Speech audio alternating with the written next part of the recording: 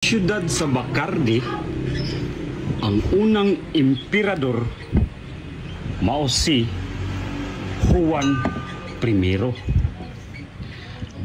65 years siya nga namuno. After 5 years,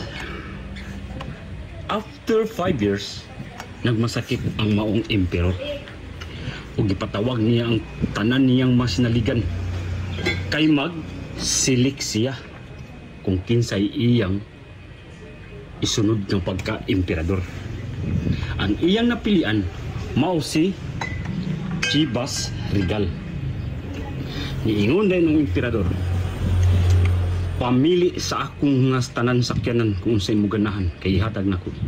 Niingon si Chivas Regal, mahal na emperor, wag laing pangayoon kanimo kundi ang imong tuwang kabayo, mawang red horse. Siya na may bagong emperador sa ilang syudad. Samtang nagsuri-suri si Emperor Chivas sa ilang syudad, kuno siya perting mingawa sa ilang lugar. Ug nakailan niya si Maria Clara. Amaoy nag-ingon kaniya, imo pa ni mahal na emperor, imo pa ni himuan og mga kalingawan ang atong syudad para mga tao malingaw. Una si Emperor Chivas, tinuod no, ang mga tao puro lang trabaho, huway. O karon usbon kong pamalaod. Sa usa ka semana, adlong Domingo way trabaho, ug maglingaw-lingaw ang tanang tao.